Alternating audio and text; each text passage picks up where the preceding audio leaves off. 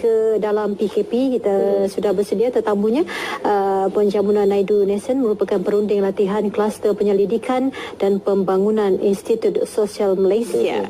Apa khabar? Oh, baik. Dan kita patuh juga kepada SOP dalam setiap apa yang kita lakukan, ya. Cuma apabila kita bercerita tentang tindakan ataupun strategi daya tindak ini, mungkin ada yang kurang jelas apa sebenarnya yang dikatakan sebagai strategi daya tindak ataupun coping skill ketika dalam PKP. Mungkin boleh penjelasan mengenainya. Okey, terima kasih kepada pihak RTM kerana menjemput saya dari pihak ISM, ya. Coping skill, strategi daya tindak ni saya pecahkan kepada dua, ya. Strategi itself. Strategi merupakan satu penentuan, ya, untuk memastikan kita go on the flow. Okey, mengikut plan. Itu adalah strategi kita. Manakala daya tindak adalah satu usaha yang dilakukan alternatif untuk memastikan kita meredakan tekanan yang dihadapi. Itu maksudnya coping skill, ya, strategi daya tindak. Kalau kita tengok dari segi strategi daya tindak ini, strategi daya tindak ini terbahagi kepada dua, ya. Satu, strategi daya tindak dari segi emosi. Okey, lagi satu adalah dari segi permasalahan. Kalau dari segi emosi, seperti kita berasa sedih, tertekan, ya.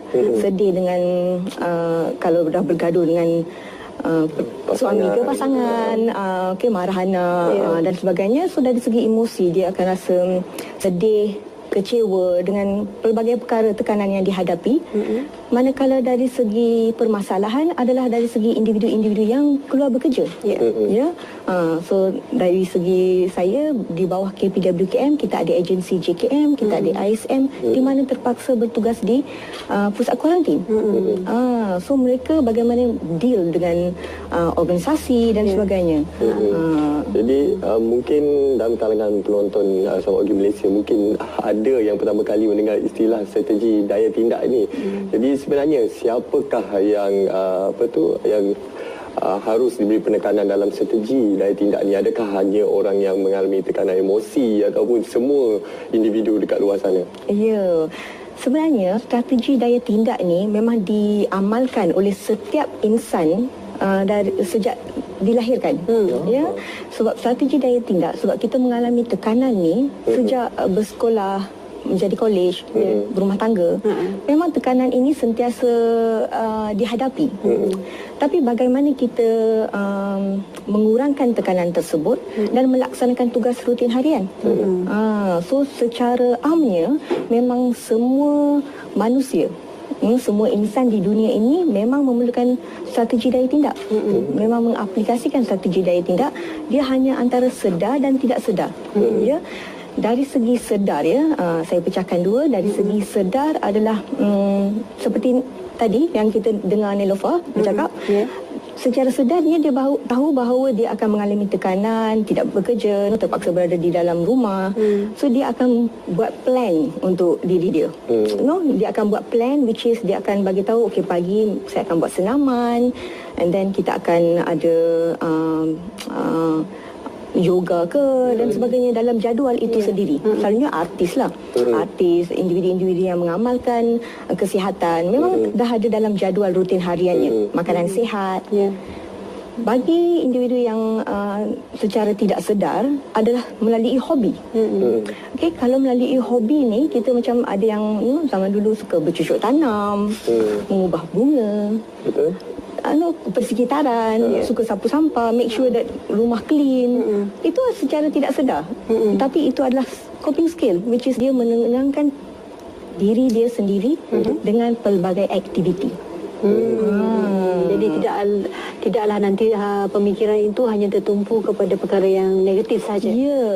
Kita sebenarnya dah buat strategi daya tindak ini secara tidak sedar. Cuma apabila berlaku situasi tertentu, contohnya seperti sekarang dalam situasi COVID-19, saya rasa banyak perkara yang kita lakukan itu sebenarnya adalah daya tindak yang kita bereaksi kepada apa situasi semasa. Jadi bagaimana sebenarnya nak memastikan supaya kita menggunakan daya tindak yang betul dalam situasi sekarang pada waktu yang tepat. Sebab ada yang kata apabila kita sudah sampai ke tahap 3 PKP ini, perkara yang kita tidak pernah lakukan, kita dah kena lakukan sekarang. Macam dulu ada yang tak pernah memasak, sekarang dah kena memasak. Itu daya tindak juga tu. Ya, ada yang tak pernah ke pasar, suami-suami yang tidak pernah kenal daun purut, kunyit tu, tiba-tiba sekarang dah hafal lah semua perkara itu. Jadi bagaimana relevannya daya tindak ini dalam kita memastikan keseimbangan hidup kita setiap hari? Kalau kita lihat dia, strategi daya tindak ni banyak kajian telah dilakukan, ya, dan banyak teori juga telah dimasukkan berkenaan dengan strategi daya tindak ini. Kalau kita tengok dari segi teori Maslow, ya, hierarki Maslow, keperluan asas dan peringkat-peringkat berikutnya kita akan mengalami tekanan, ya. So apabila kita mengalami tekanan tersebut, bagaimana kita mengaplikasikan perkara-perkara lain untuk memastikan kita meredakan tekanan tersebut, dan terus melangkah untuk yang berikutnya. Dari segi teori peranan Levinson, kita boleh melihat bahawa setiap individu perlu memainkan peranan. Okey, sebelum ni macam puan cakap, sebelum ni suami tak kenal kan, sebab dia tidak memainkan peranan untuk membeli barang-barang, dan itu telah diberikan kepada isteri melaksanakan tanggungjawab tersebut. So ketika di waktu PKP ini, dia perlu keluar mengenal dan sebagainya kan. So automatically peranan yang sepatutnya dimainkan telah pun dimainkan oleh seorang individu tersebut. Sebagai isteri memang perlu memasak, kita sebagai family, kita nak memastikan kesihatan keluarga, makan minum terjaga, keperluan asas. Sebelum ni kita banyak bekerja, but once PKP kita akan memasak. So kita akan lebih mengenali pasangan kita, anak kita suka makan apa, apa kegemarannya, banyak ada interaksi. Perkara-perkara ini memang perlu. Itu dari segi teorinya. Dari segi praktikalnya, apakah antara teknik-teknik yang boleh dipraktikkan melalui strategi daya tindak ini yang boleh kita war-warkan kepada masyarakat, dan juga bagaimana teknik-teknik ini boleh membantu dalam pengurusan emosi dan juga fizikal sepanjang Perintah Kawalan Pergerakan ini? Okey, saya akan berkongsi 3 teknik, ya, yang boleh diaplikasikan di mana sahaja kita berada. Ya. Yang pertama adalah teknik breathing. Breathing teknik yang kebanyakannya individu memang mempraktikannya, yang tahu dan sebagainya. Yang di mana saya akan kongsikan breathing teknik 478 dengan kiraan. Boleh kita lakukan sama-sama juga. Kita kena cuba. So breathing 4, dalam kiraan 4 kita akan menarik nafas melalui hidung. Kiraan 7 kita akan tahan. Kiraan 8 kita akan hembus melalui mulut. Boleh kita kita cuba. Jadi kita sarankan penonton sekarang ini untuk ikut serta bersama kita dalam teknik breathing. Okey, kita cuba sekarang. Okey, kita cuba. So dengan kiraan 4 kita akan tarik nafas dalam-dalam, ya. Okey. 1 2 3 4. Tahan dengan kiraan 7. 1 2 3 4 5 6 7. Hembus dengan mulut dengan kiraan 8. 1 2 3 4 5 6 7 8. So ini akan meredakan tekanan yang dihadapi. Kita boleh lakukan perkara ini dari 3 hingga 7 kali pusingan. So kalau kita dalam keadaan marah ke, tertekan dan sebagainya, kita lakukan perkara ini. So kadang-kadang kita lupa kita perlu bernafas dengan betul. Saya rasa PKP ni adalah satu tempoh yang sangat penting untuk kita gunakan dengan sebaiknya, kerana banyak perkara yang kita lakukan sekarang adalah perkara yang mungkin kita pernah abaikan dulu pada hari-hari biasa. Bernafas, perkara-perkara yang asas, tetapi kita lupakan kerana kita terlalu sibuk dengan banyak perkara. Jadi mungkin sebelum kita akhiri, bagi Puan lah, bagaimana kita perlu memelihara kesejahteraan diri kita dengan menggunakan daya tindak ini supaya kita dapat berhadapan dengan apa saja situasi. Tambah-tambah sekarang ni duduk di rumah, tak boleh keluar, tapi kita masih lagi seimbang di dalam dari segi rohani dan juga juga jasmani. Kalau kita tengok ya, strategi daya tindak ni dia untuk kecergasan emosi, fizikal dan mental.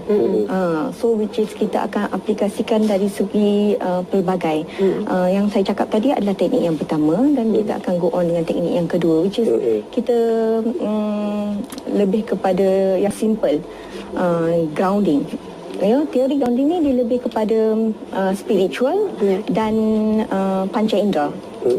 Panca indera melalui pemakanan lah. Salah satunya yang mudah yang saya boleh kongsikan adalah melalui pemakanan. Jadi kita boleh cakap bahawa dark chocolate akan menenangkan. Perkara-perkara tersebut memang kita tahu dan memang kita applicable. So berada di dalam rumah, so individu perlu mengetahui, okay, maybe kita akan minum teh untuk penenangan. Kita memang akan aplikasikan perkara tersebut. Dari segi spiritual pula, berzikir untuk yang beragama Islam, yang bukan beragama Islam boleh menonton ceramah-ceramah agama, bagi kita penenangan. Jadi ketenangan itu sebenarnya penting dalam apa saja perkara. Jangan terburu-buru. Itu yang perlu kita sematkan dalam diri. Terima kasih Puan kerana bersama dengan kami hari ini. Puan Jabuna Naidu Nesen merupakan perunding latihan Kluster Penyelidikan dan Pembangunan Institut Sosial Malaysia untuk strategi daya tindak. Baik, kita nak ke